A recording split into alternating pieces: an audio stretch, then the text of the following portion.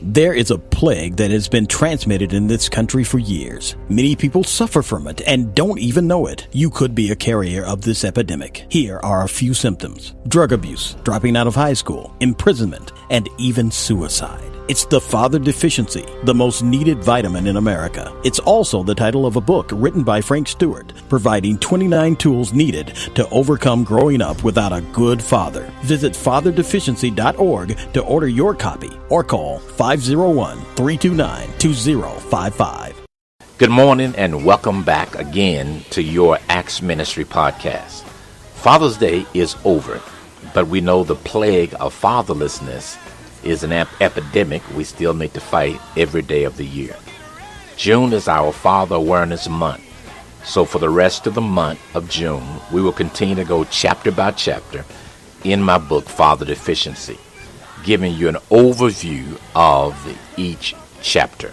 I want to remind you that if you missed a day, please feel free to go back. In the month of June, we give you all 29 chapters, plus the chapter of the introduction. So if you missed a day, feel free to go back and revisit that on our podcast. I know it will be a blessing to you.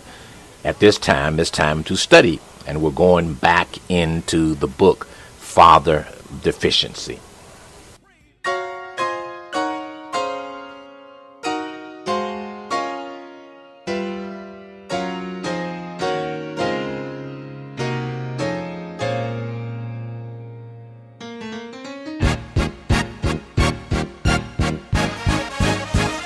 Welcome to the Words to Empower podcast, featuring Bishop Frank Stewart, pastor of the Acts Ministry in Conway and North Little Rock, and now Pastor Stewart. Chapter 25, there is hope for your father deficiency.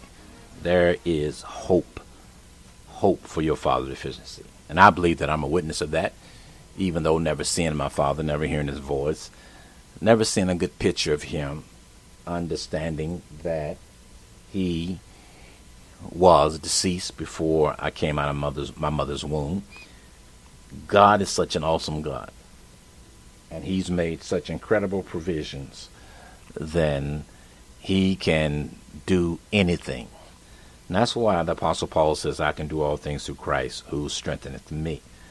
So when we look at hope for your father deficiency, we think about the son Joseph, who was ripped away from his family, torn away from his family when he was a teenager and sold into slavery. But we see what God did with his life, where Joseph is the one that saves his whole family, the one that they shoved out, the one that they separated and deprived him of growing up in the house with his father. Now you got to understand, Joseph's mother had died when she had given birth to his little brother Benjamin. So here's Joseph not having a mother, but now no father.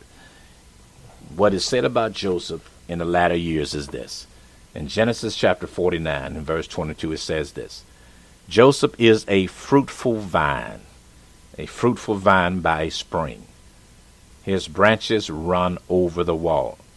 The archers have sorely grieved him, shot at him, persecuted him, but his bow abode in strength. The arms of his hands were made strong by the hands of the mighty one of Jacob. And he's talking about God. He's saying that the God of Jacob strengthened the hands of Joseph. Let's just look at Joseph's life for a second. It is an incredible story how a young man was sold into slavery. He was his father's favorite child, and because of the jealousy that was there, he was sold into slavery, and they told the father that he was dead, his 10 older brothers.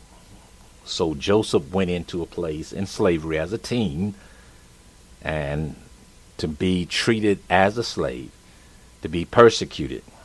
But in the end, it was Joseph who rescued the whole nation. If it hadn't been for Joseph, there wouldn't have been a nation of Israel. It was Joseph who rescued the whole nation, rescued his brothers, and set each one of them up economically and emotionally and spiritually. Joseph, the one they had separated from his father. So in chapter 25, it talks about the hope. We talked about what Elijah said, that he wanted to die because he felt himself slipping and doing things or becoming like the generation of his fathers, previous generation. But when we look at chapter 25, it is obvious to us that there is hope. In the Gospel of St. John, there is something that is said that is so powerful that I believe that many people miss in scriptures. And it is from this text that I believe we derive one of our slogans or mottos from Acts Ministry. It would never happen unless you make it happen.